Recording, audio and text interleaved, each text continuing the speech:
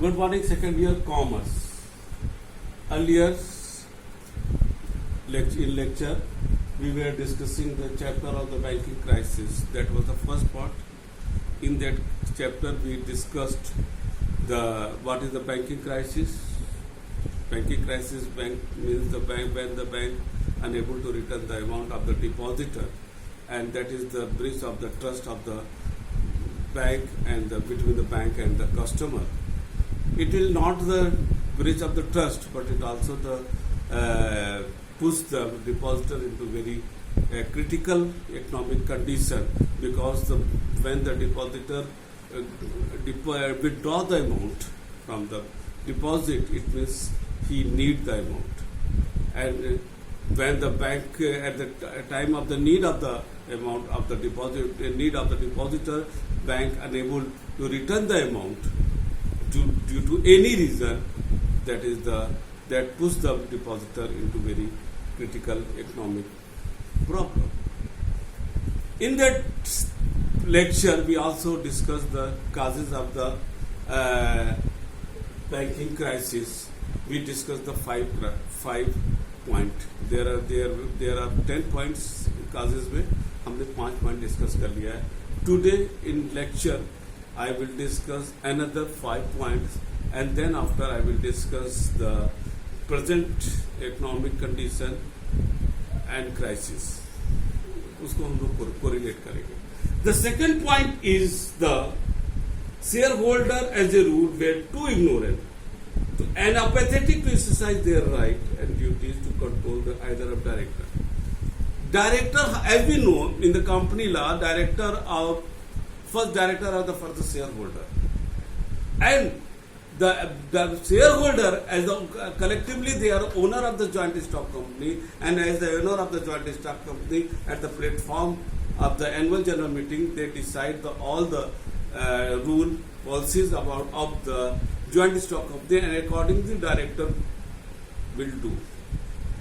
At that time it was also practiced, but the shareholder only the deposit and purchase the share, but they were totally ignorant what were going in their company, in their bank.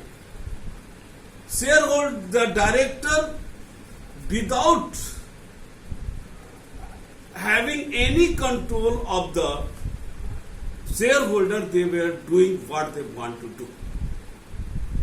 That was a very apathetic situation on the side of the shareholder. The shareholder total ignorant about the working of the company. They were not having any control over the board of director, and board of director were doing what they want to do. This was another reason. Point number 7. The many of the director and manager resorted even to dishonesty. वो dishonesty, fraud and criminal misrepresentation माने आपराधिक जो घपला होता था उसको करते थे. इसमें विंडो ड्रेसिंग का शब्द यूज किया गया. आप अकाउंट में डीके गूगल पे जाओगे, विंडो ड्रेसिंग का शब्द मिल जाएगा.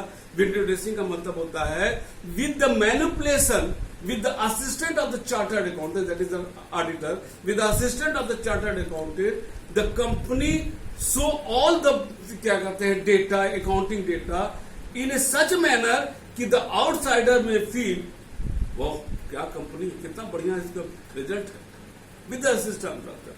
तो बैलेंस शीट उस समय का बैंकों का इसी तरह आता था, एक विंडो ड्रेसिंग के ऊपर, सो दैट कि द आउटसाइडर जो उसके बैंक के रिपोर्ट कार्ड को पढ़ रहा है वो कंफ्यूज हो जाए, सोचे बैंक बहुत अच्छा पूछ रहा है, और उसके आधार पर with the assistant of the chartered accountant, the auditor, the director at that time fraud करते थे, पैसे का घपला करते थे, ये सारी चीजें करते थे, और जिसका परिणाम होता था कि जब डिपॉजिटर का पैसा होता था तो वो पैसा वापस नहीं कर पाते थे. इसमें एक चीज और है कि जब वो अपने उससे पैसा ज्यादा प्रॉफिट शो कर रहे थे तो हम लोगों ने पढ़ा भी होगा कि शेयर होल्डर को डिविडेंड दिया जाता है. Dividend is the appropriation. Appropriation का मतलब out of profit, when the company will earn the profit, then will distribute the profit as a dividend. It is not the charge कि loss होने पर नहीं दिया जाता है। लेकिन वो लोग क्या करते थे, मार्केट में अपना फर्जी रेपो बनाने के चक्कर में वो अगर प्रॉफिट नहीं भी होता था तो वो फॉल प्ले करते थे विंडो ड्रेसिंग के थ्रू बैलेंस शीट में, और वो प्रॉफिट दिखा करके कैपिटल जो बैंक की पूंजी है, जो डिपॉजिटर का ओरिजिनल पैसा, उससे पैसा बांट देते थे। आप ऐसे ही समझो कि अगर हम कुछ भी करें घर में प्रॉफिट से करें तो बढ़िया, जो हमारी कमाई है। ऐसा नहीं कि हम दावत दें, घर का जेवरात बेच करके अगर दावत देंगे तो निश्चित रूप से परिवार बर्बाद हो जाएगा। और अकाउंट का एक मोटा जो सिद्धांत है, रेवेन्यू को कैपिटल में बदलिएगा तो आगे बढ़िएगा। अगर कैपिटल रेवेन्यू में कन्वर्ट हो रहा है, यानी कि पूंजी बेच करके के आप उसको डे टू डे का खर्चा चला रहे तो बर्बाद हो जाएगा। कहा भी जाता है कि कुबेर का धन ज्यादा दिन नहीं चलता है अगर आप कमाओगे नहीं। उस समय यही हो रहा था। The mall practices of the director with the assistance of the chartered accountant, they were showing the false mockery in the balance sheet. We saw artificially we saw the large profit, huge profit, but no, it was not. Profit नहीं था, और वो share holder को पैसा depositor के मौका दे देते थे, तो नेचुरली डिपॉजिटर का पैसा खाली होता गया, और जब डिपॉजिटर मांगने गया तो पैसा नहीं था, बैंक फेल कर गया। 8वां, during the boom of decade, माने डिकेड का मतलब होता है 10 साल।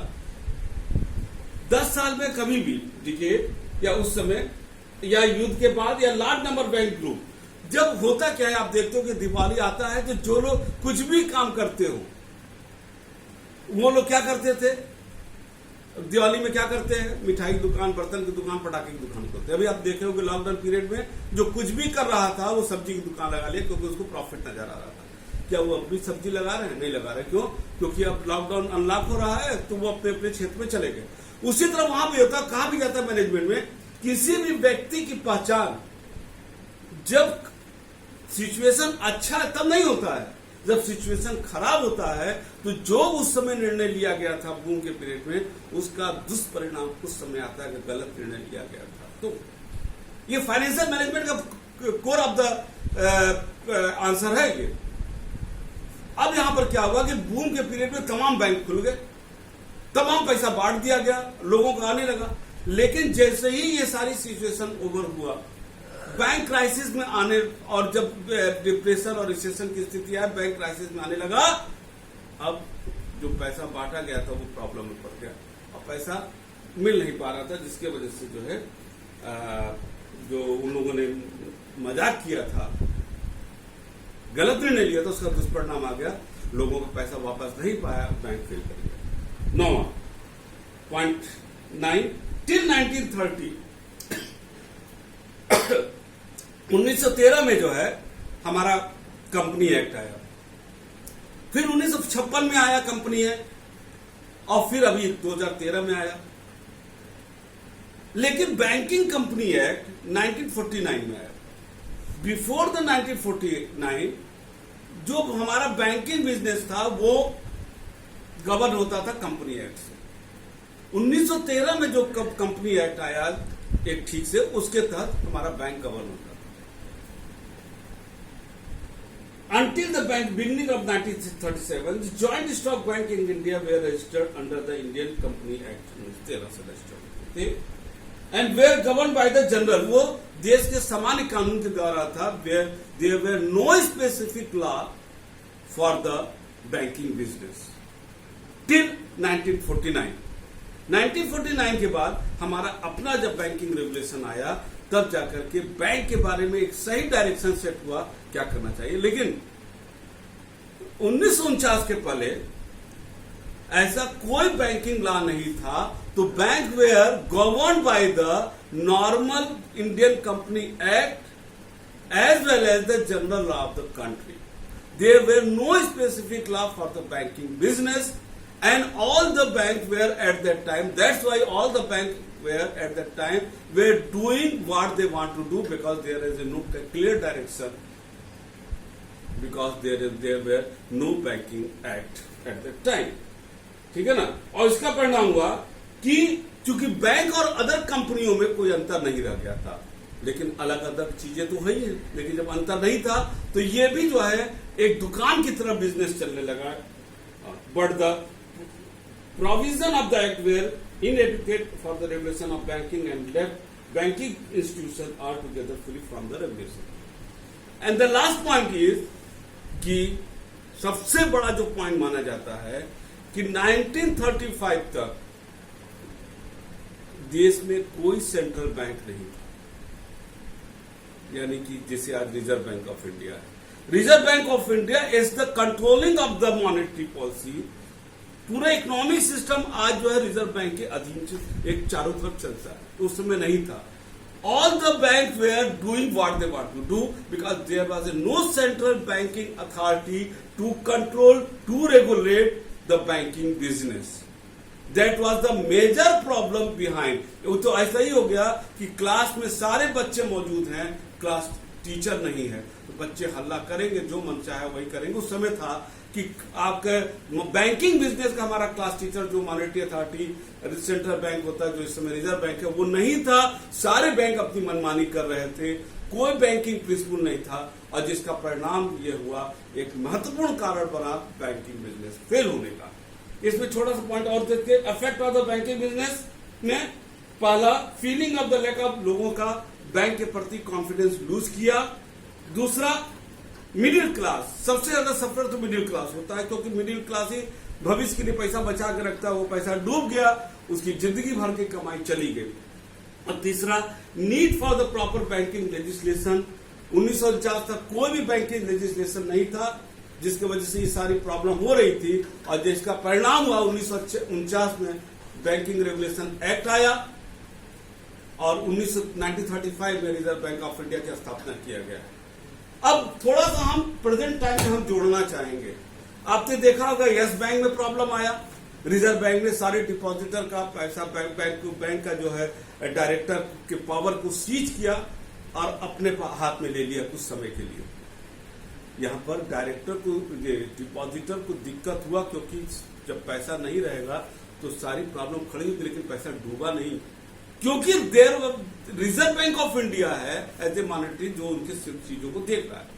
उसी तरह एक पंजाब कोऑपरेटिव बैंक में भी प्रॉब्लम हुआ था, उसमें भी लोगों का पैसा फंसा, डूबा, लेकिन रिजर्व बैंक ने उसको हैंडल किया।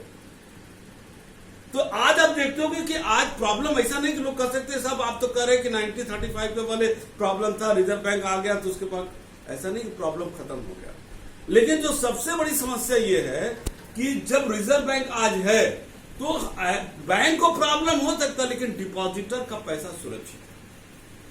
अभी आपने सुना होगा न्यूज में कि इंडियन बैंकिंग रेगुलेशन एक्ट जो 1949 था, उसमें संशोधन किया गया, और जो कोऑपरेटिव बैंक जो रिजर्व सिर्फ बैंकिंग के हिसाब से रिजर्व बैंक के थे, लेकिन वो स्टेट गवर्नमेंट और लोकल लेवल पर कोऑपरेटिव एक्ट के तहत निर्धारित होते थे, उनके भी कोऑपरेटिव बैंक को भी रिजर्व बैंक के अधीन डाल दिया गया।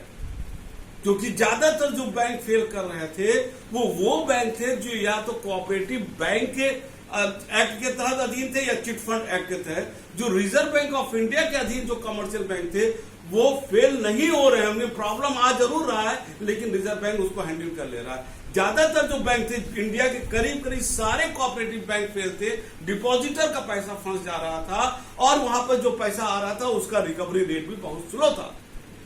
अब भारत सरकार ने एक मेजर स्टेप लिया और उसको डाल दिया सारे कोऑपरेटिव बैंक को कि वो आरबीआई के अधीन काम करेंगे, और आरबीआई उसके माने अब मैनेजमेंट भी आरबीआई जो है स्टेट गवर्नमेंट के सहयोग से उसका मैनेजमेंट में भी देखेगा। यानी पहले कोऑपरेटिव बैंक में क्या था, लोकल लेवल के लीडर जो भी लोग होते थे, किसी तरह इन्फ्लुएंसर पॉलिटिशियन उसका चेयरमैन बन जाता था और अपने हिसाब से वो काम करने लगता था।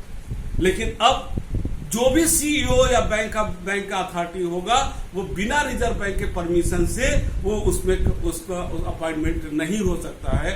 और पहले जो है बैंकों में, कोऑपरेटिव बैंक में जो लोगों का अपॉइंटमेंट होता था वो लोकल लेवल पर ही हो जाता था, जिसमें 60। अब जैसे अदर कमर्शियल बैंक का आईबीपीएस के तहत होता है, अब कोऑपरेटिव बैंक का भी अपॉइंटमेंट आईबीपीएस के तहत होगा, यानी लोकल इन्फ्लुएंस से मुक्त हो जाएगा। अब कोऑपरेटिव बैंक भी बहुत कुछ आरबीआई के अधीन चला गया, और RBI as a monetary authority उनकी वर्किंग को भी, सिर्फ बैंकिंग बिजनेस को नहीं, उनके मैनेजमेंट को भी उनको नियंत्रित करेगा। इस समय चूंकि हमारे पूरे सिस्टम में जो हमारा इकोनॉमिक सिस्टम है वो आरबीआई के अधीन घूमता रहता है। आज बैंकिंग के प्रॉब्लम उतना आता तो है, पैसा डूब रहा है, मैं नहीं कर रहा है due to so many reason, लेकिन डिपॉजिटर का पैसा सुरक्षित है। एक स्टेप और लिया है डिपॉजिटर को सुरक्षित करने के लिए भारत सरकार ने, उसको याद रखिएगा कि कोई भी पैसा हम पहले जो डिपॉजिट करते थे उस पर कॉमर्शियल बैंक 1 लाख रुपया तक का हमारे डिपॉजिट का वो इंश्योरेंस कराता था, यानी अगर बैंक फेल करता तो 1 लाख रुपया आपको मिल जाएगा। अब 2020 के जो अभी संशोधन हुआ उसके हिसाब से अब 1 लाख रुपया के लिमिट को बढ़ा करके 5 लाख रुपया तक चला गया, यानी कि अगर एक अकाउंट में 5 लाख रुपया किसी के है तो बैंक उसको 5 लाख का इंश्योरेंस कराता है और 5 लाख रुपया तक का पैसा सुरक्षित है अगर बैंक फेल कर जाए। वैसे बैंक फेल होने की संभावना नहीं है क्योंकि there are strict regulation, there is a central bank, there is a reserve bank of India who is a master of the economic system, monetary authority, and to control all the banking affair of the country.